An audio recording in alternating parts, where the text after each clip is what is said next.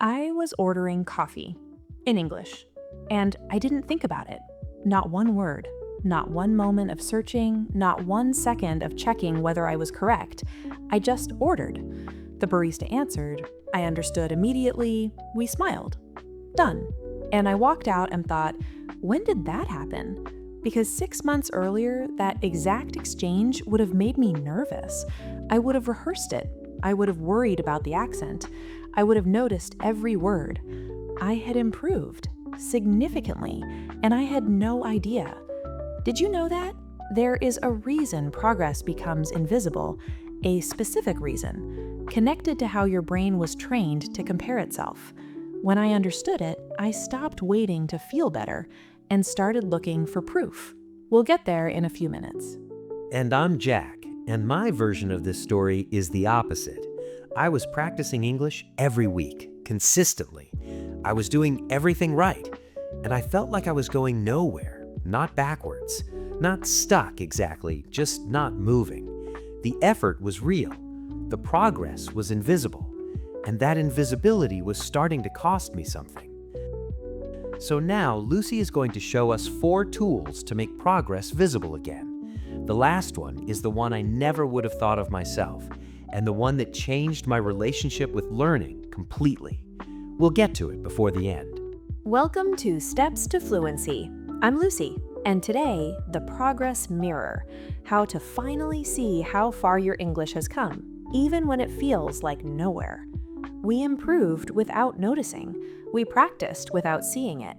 The problem wasn't the progress, it was the measuring, and measuring can be fixed. So let me take you back to that coffee shop. It was a Monday morning. I was tired, not thinking about English at all. I walked in, the barista said something fast, slightly mumbled, one of those questions you always get, size, milk, name for the order, and I answered without a beat. And then I stopped, on the pavement outside, and I replayed the exchange, not because something had gone wrong, because something had gone completely right without me noticing. 6 months earlier, I would have over-prepared that interaction in my head before walking in. I would have thought, what if I don't understand? What if they speak too fast? What if they have an accent I can't place? This time, nothing. No rehearsal, no hesitation, no noise. And that stayed with me. How had I missed that? I pay attention to my English. I practice on purpose. And still, the biggest improvement I'd made in months had happened quietly, completely below the surface, silently. Without a test, without a grade, without anyone telling me. I had been looking in the wrong mirror. My version is less poetic. I was practicing, listening every day, shadowing like we talked about in episode 8, using recovery phrases, box breathing before calls, all of it. And every few weeks I'd check in with myself. Do I feel better at English? And the answer was always sort of, maybe, I think so, hard to tell, which made me think maybe I'm not improving as much as I think. Maybe the practice isn't working. Maybe I'm just not the kind of person who makes fast progress. And here's what I understand now that I didn't understand then. I was using my current level as the measuring stick for my current level, which is like trying to measure how tall you've grown by standing next to yourself. Both of us had the same problem, different symptoms. I stopped looking for progress because it felt automatic, so it felt like nothing. Jack kept looking for progress and couldn't find it because he was looking with the wrong instrument. And the wrong instrument is not a personal failure, it's just a design problem. And design problems have solutions. Here is what happens in your brain when you improve at anything, not just English. Your brain is designed to adapt. Every time you reach a new level, that level becomes your new normal. The difficulty you felt at B1 disappears when you reach B2, because your brain recalibrates. The measuring stick grows with you. So when you try to assess your own progress by asking, does English feel easier today than yesterday? You're using a ruler that has already adjusted. Of course it doesn't feel easier. Your expectations grew at exactly the same rate as your ability. This is why learners who are improving consistently still feel stuck, not because they're stuck, because the feeling of being stuck is the default experience of a brain that is always recalibrating upward. Progress doesn't feel like progress, it feels like normal.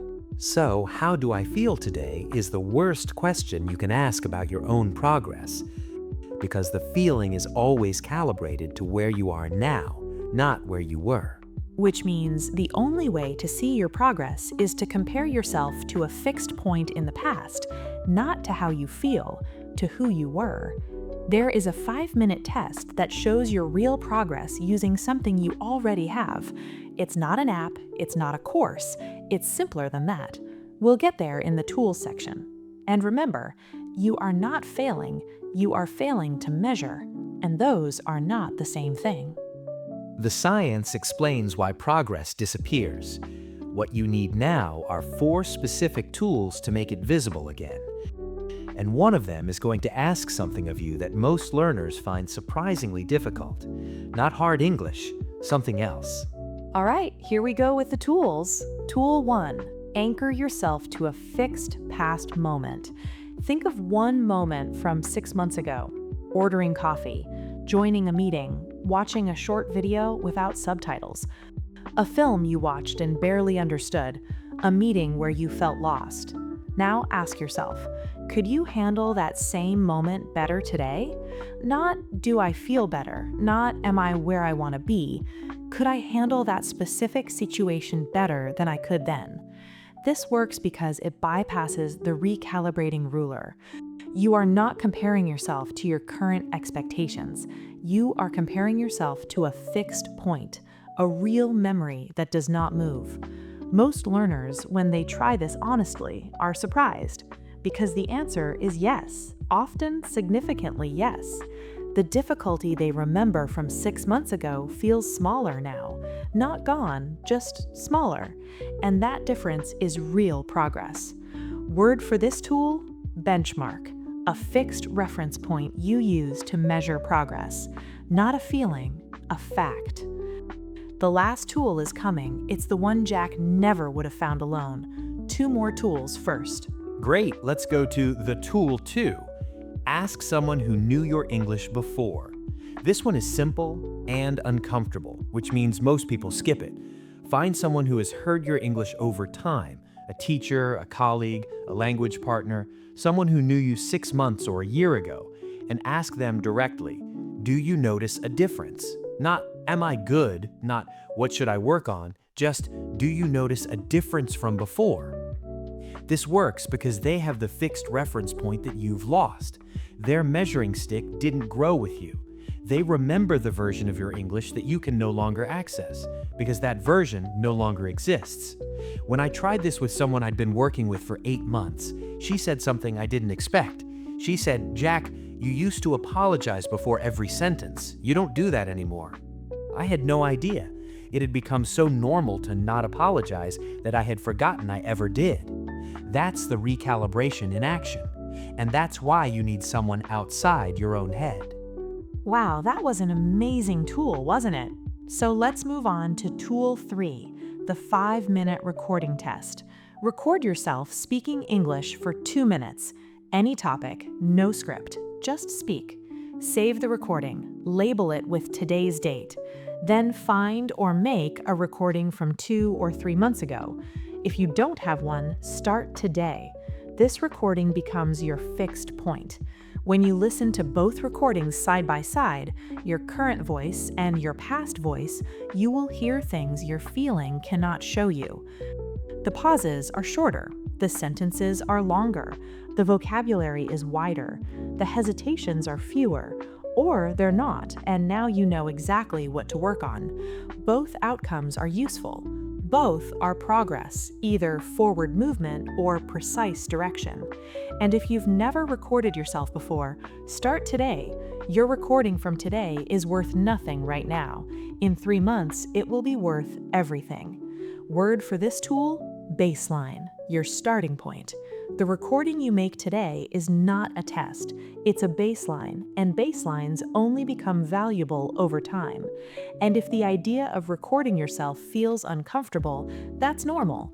Most learners don't like the sound of their own voice in a foreign language. But the discomfort passes quickly, and what you'll hear in 3 months will make today's discomfort completely worth it. And finally, here we go to Tool 4, celebrate evidence, not feelings. Lucy suggested this to me when I was at the height of my I'm going nowhere period. She said, start collecting evidence, not feelings, evidence. Every time something happens in English that would not have happened 6 months ago, write it down. One sentence, date and description. Understood a film scene without subtitles for the first time. Held a full meeting in English without losing track once. Used a new expression naturally without planning it. Had a joke land in English. The person laughed. These are not feelings. They are events. They happened. They are fixed. I started doing this, and within 2 weeks, I had 12 entries. 12 specific moments of real English working in the world that I had lived through and immediately forgotten. I hadn't forgotten to improve. I had forgotten to notice. Exactly. You are living your progress every day. You are just not writing it down. And what is not written down does not stay.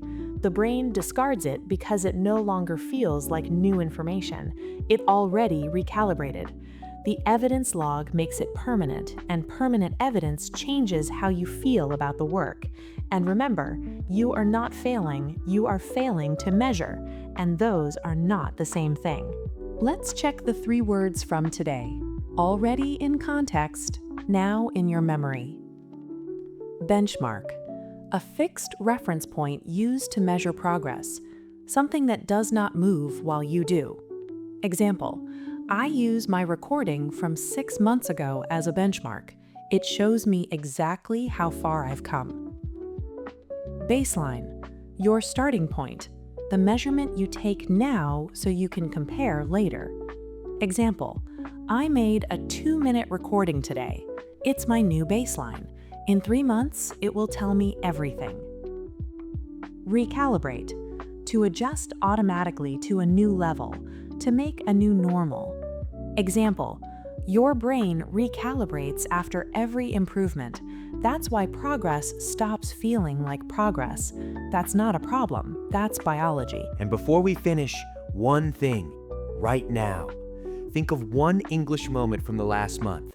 One exchange, one conversation, one scene in a film where something worked better than it would have before. One moment. That's your first entry. Write it down today. Date it. One sentence. That's your evidence log. Start it. Your brain recalibrates with every improvement.